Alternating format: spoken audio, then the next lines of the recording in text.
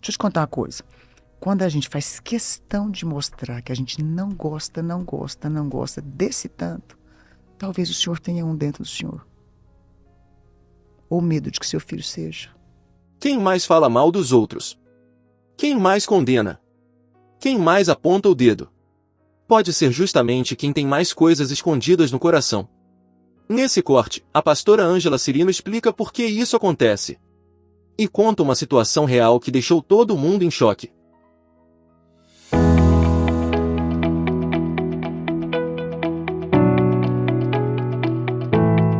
Eu já conheci pessoas e conversando e tal, eles contando, casal, né? Sim, Casal contando a história aham. ali de como que foi a história deles.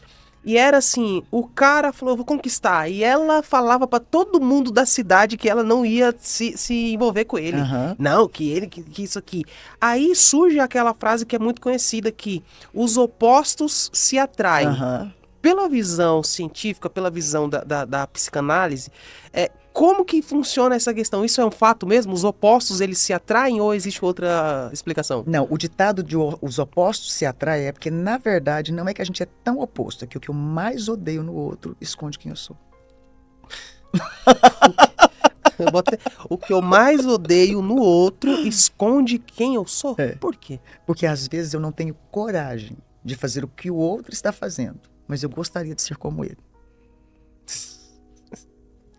É muito interessante isso. Eu me lembro de uma vez que eu vi uma pessoa, a situação para contar é um pouco complexa, mas criticando muito, muito um comportamento de uma outra pessoa. Muito. E um comportamento, eu acho que dá para falar, né? Tipo assim, nós estávamos numa mesa, a pessoa, né, criticando a questão da homossexualidade. Uma coisa é eu não concordar, uma coisa é eu julgar e condenar a pessoa e virar piada. Eu estava numa mesa que só tinha gente cristã. Pior, líderes. E um pastor o tempo todo criticando. Se fosse no meu tempo, se eu fosse Deus, eu pegava tudinho, queimava e matava. Nossa, aquele trem me deu um... Eu fiquei muito mal. Aí eu cheguei perto dele, eu sou colérica, né? Muito tramontina. Falei, com licença, cadê sua esposa? Tá aqui? Pode chamar ela, por favor? Tudo bem? Me desculpa. Eu sou terapeuta, sou pastora, você me conhece, mas eu vou te falar uma coisa por zelo. Enquanto o senhor enquanto você criticava o comportamento homossexual de uma pessoa, não estou dizendo sobre certo e errado. Você desrespeitou duas mulheres que têm filhos homossexuais na mesa e que devem estar lutando contra isso. Você está ferindo elas. Você fez questão de falar de boca cheia que se você fosse Deus, um pastor, você mataria a todos. Deixa eu te contar uma coisa. Quando a gente faz questão de mostrar que a gente não gosta, não gosta, não gosta desse tanto, talvez o senhor tenha um dentro do senhor. Ou medo de que seu filho seja. O senhor tem que ser mais humano. Me perdoa. Só não faça isso mais.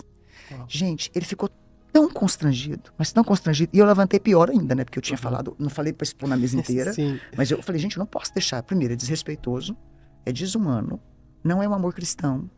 Nós acolhemos a pessoa e mostramos o caminho, pronto. Exato. E agora, chegar a esse extremo, Um comentário desse, hein? não, um comentário desse, né, não dá. E aí foi muito engraçado. Aí eu era palestrante da tarde, e eu sentei na parte da frente assim, né, na primeira cadeira, na fileira, porque eu ia palestrar, e ele sentou mais a esposa atrás. Eu achei muito humilde da parte dele. Ele me cutucou e falou assim, a senhora ainda atende? Eu falei, sim. Ele falou, eu tô com vergonha da senhora. Eu lutei muito tempo, com medo de ser. Eu falei, a gente que conhece sabia que tinha algo errado. Ele falou, será que eu ainda tenho medo? Eu falei, talvez não. O senhor casou, tem filho, mas o senhor não precisa criticar e condenar as outras pessoas. Tudo que nós brigamos demais, justificamos demais, criticamos demais no outro, nós temos medo de ser. Isso é fato. Aí volta para aquele ponto. O excesso, ele esconde uma falta. Aí eu pergunto, onde entra aí a famosa régua moral? Onde ela entra? Então, nós temos a regra moral, cultural e social. Sim. Vamos lá. Vamos pegar nesse contexto. Regra moral, né? A gente cresceu a vida inteira falando do que era certo e errado. Vou pegar no contexto, vamos supor que do adultério. Certo. Né? Regra moral na questão do adultério. Nós sabemos moralmente que o adultério, ele é errado. Ninguém quer um patrão que te traia. A gente quer. Não. A gente quer um funcionário que vai trair a gente. Não. Quanto mais um cônjuge. Então, nós não queremos regra Uhum. moral. Regra cultural. Nossa, em determinada região, os homens traem muito. E parece que todo mundo finge demência. Então, regra moral, regra cultural, regra social. Socialmente, tem que bancar de bom. Tem que parecer bem. Tá, mas aí vem o caráter, vem o temperamento, vem a personalidade. E aí, vamos pegar aqui, aí tem a regra espiritual. Ok? Pois é, mas aí eu me converti e eu descobri que a regra social está aqui, a regra cultural do meu estado está aqui, a regra moral, uma moral cultural, regra moral E social. cultural, social está aqui, mas aí tem uma outra régua que me torna um ser humano por excelência. Um ser humano que pode viver uma vida plena ajustando essas réguas todas, e mesmo que alguma delas me permita, como a cultural, no caso do adultério, fala assim, homem geralmente trai. Não, mas isso aqui eu tenho colheita. Se eu burlar essas regras aqui, eu vou ter colheitas ruins, negativas. Uhum. Ok? Mas eu não me importo, porque é colheita, mas é quando eu tenho uma régua maior, que é a régua espiritual, eu falo, não, pode ser socialmente não é aceito, culturalmente põe debaixo do pano, socialmente dá para fazer em alguns lugares ou não, mas tem uma régua maior, que é uma régua espiritual, que me faz deitar no travesseiro com consciência tranquila, que me faz olhar para o outro e saber que se eu morrer agora eu deixei um legado, que me faz olhar para minha esposa e saber que eu não preciso esconder nada dela ou do meu cônjuge. E que automaticamente pessoas que andam nessa régua espiritual, mesmo que muitas vezes essas réguas que me permitam algumas coisas, eu vou colher uma vida plena, uma vida leve, uma vida abundante. E automaticamente tudo que eu plantar vai ser devolvido para mim. Não é só aquela questão de plantar financeiramente. Eu planto relacionamento. Eu planto excelência. Vou dar um exemplo. Você falou no começo do podcast. Ontem eu estive com o Cleiton, na empresa dele, e a esposa dele, a Luciana.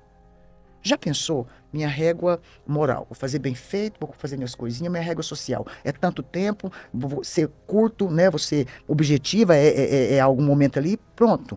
Né? A minha régua, talvez, aqui social. Tem que ser rápido e tudo, né? Porque deve ter outro compromisso. Não, mas tem a minha régua espiritual. A gente começa a sentir uma presença. A gente começa a bater um papo legal. A gente começa a se emocionar.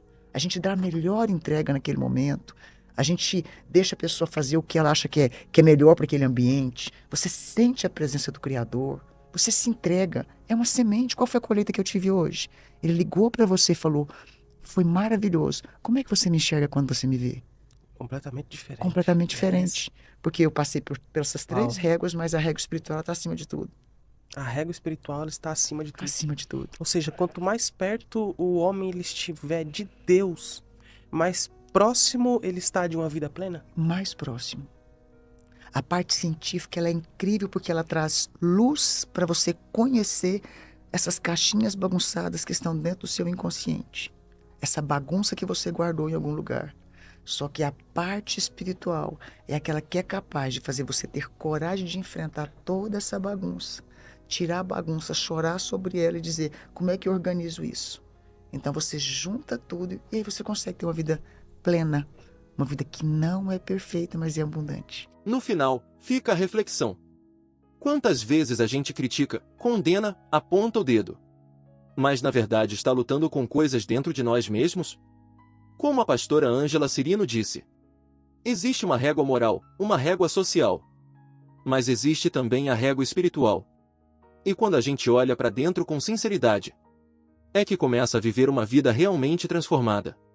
Se esse vídeo falou com você, compartilha com alguém que precisa ouvir isso.